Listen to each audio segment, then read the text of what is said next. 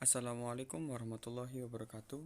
Perkenalkan, nama saya Muhammad Rizky Fadila, mahasiswa semester 4 dari jurusan Komunikasi Penyiaran Islam dan dari kelas Produksi Penerbitan Pers A dengan dosen pengampu Bapak Kuswandi MPDI. Di sini saya akan menjawab tugas UTS dari Bapak dosen. Baik, nomor 1 ada apa yang Anda ketahui tentang produksi penerbitan pers? Menurut saya, produksi penerbitan pers adalah perusahaan cetak yang menyajikan informasi dalam bidang percetakan, yang artinya pers mencakup media elektronik seperti radio, televisi, film, dan internet. Yang kedua, dalam penerbitan pers terdapat berita, opini, dan iklan. Jelaskan maksud dan jenisnya masing-masing. Baik, yang pertama ada berita. Berita merupakan tulisan, gambar, audio, atau video berisi info atau laporan peristiwa terupdate. Berita terbagi menjadi 4. Yang pertama ada straight news. Straight news adalah berita yang ditulis secara ringkas, lugas, dan apa adanya. Straight news dibagi menjadi 2. Ada hard news dan soft news. Hard news ialah berita yang penting diberitakan secara cepat karena cepat basi. Sedangkan soft news adalah berita yang tidak bersifat penting, tetapi ringan, yang berkaitan dengan sesuatu yang menarik. Selanjutnya ada investigative news. Adalah berita yang diperoleh dan dikembangkan berdasarkan penelitian dan penyelidikan dari berbagai sumber. Ada depth news, berita yang merupakan bentuk dari pengembangan berita yang pernah muncul. Dan yang terakhir ada future atau human interest news, yang berisi fakta, peristiwa, atau proses yang disertai penjelasan dengan riwayat terjadinya.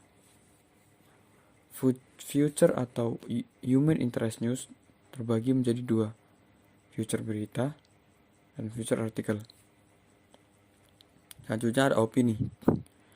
Opini disebut juga artikel opini, merupakan tulisan berisi anggapan, analisa, review, atau pemikiran perihal permasalahan atau isu aktual. Opini dibagi menjadi 2, yaitu opini publik dan opini penerbit tajuk. Opini publik adalah komentar, artikel, dan surat pembaca. Dan ketiga ada iklan. Iklan adalah suatu bentuk informasi yang dilakukan oleh seseorang, perusahaan, lembaga, atau instansi yang berisi pesan yang menarik tentang sebuah produk atau jasa yang ditujukan untuk masyarakat publik atau masyarakat luas. Jenis-jenis iklan. Jenis-jenis iklan berdasarkan isinya. Yang pertama ada iklan penawaran. Iklan yang biasanya kita jumpai adalah iklan penawaran atau iklan niaga. Iklan penawaran merupakan jenis-jenis iklan yang berisi tentang tawaran akan barang atau jasa kepada masyarakat luas. Contohnya, iklan barang seperti sepatu, tas, makanan, barang elektronik, kosmetik, dan lain-lain. Sedangkan iklan jasa ada jasa pengobatan, jasa kurir, jasa ojek, dan jasa lainnya. Yang kedua ada iklan pelayanan masyarakat. Iklan ini biasanya berasal dari instansi atau lembaga berisi tentang suatu informasi sosialisasi atau pencerahan kepada masyarakat akan suatu isu atau topik tertentu. Contohnya iklan pemilu, iklan keluarga berencana, iklan untuk hidup sehat. Ketiga ada iklan pengumuman atau pemberitahuan. Jenis-jenis iklan berdasarkan isi selanjutnya adalah iklan pengumuman. Iklan ini bertujuan untuk menarik masyarakat tertentu saja. Isinya tentang pemberitahuan seperti event, iklan berduka cita, dan lain-lainnya. 4. Ada iklan permintaan. Iklan permintaan ini sering dianggap sebagai iklan lowongan kerja. Hal tersebut karena iklan ini berisi tentang pihak yang mengiklankan untuk menawarkan dan mengajak masyarakat yang ingin bekerja dengan mereka. Berikutnya ada jenis-jenis iklan berdasarkan isi dan media tujuannya.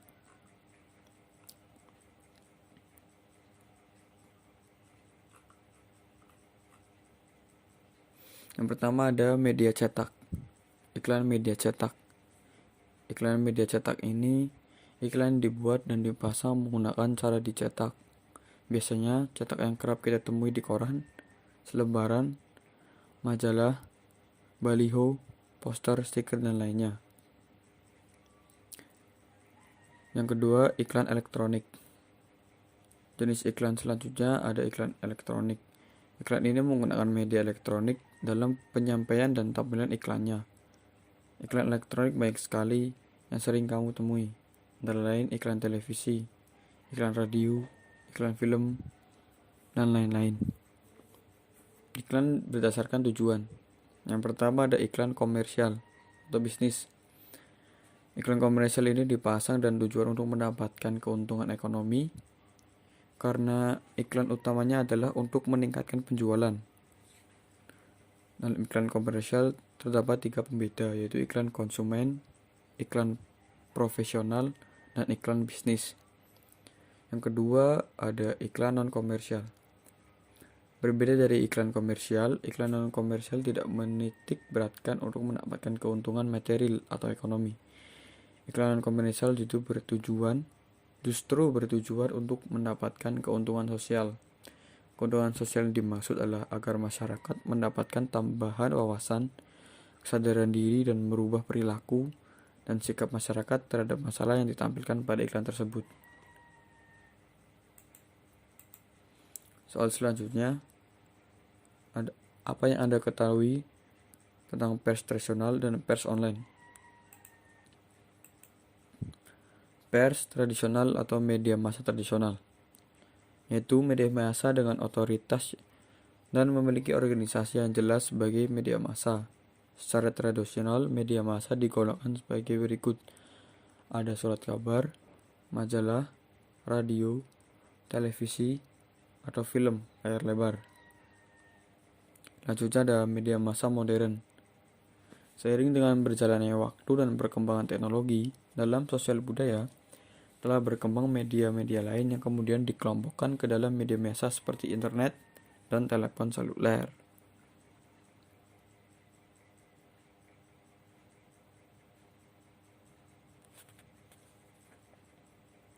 Soal selanjutnya ada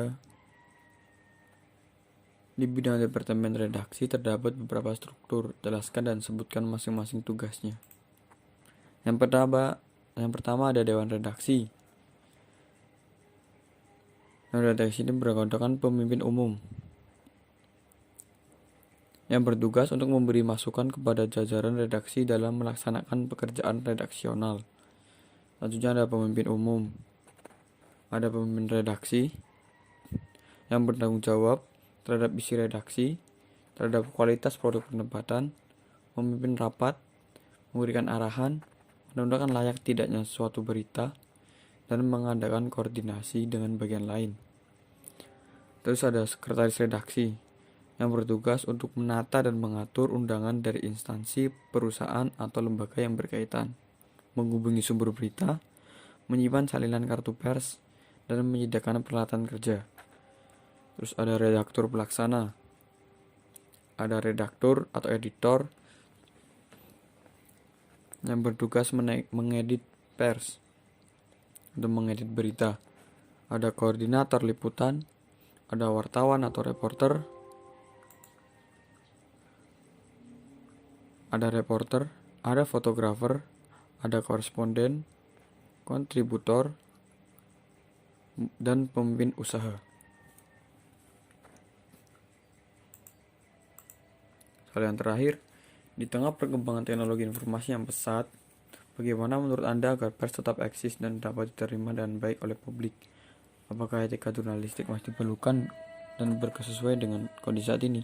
Menurut saya, perlu. Etika jurnalistik harus ada walaupun zaman sudah berubah. Karena etika jurnalistik ini penting dalam kita melaksanakan sebuah pers. Cukup sekian. Terima kasih. Assalamualaikum warahmatullahi wabarakatuh.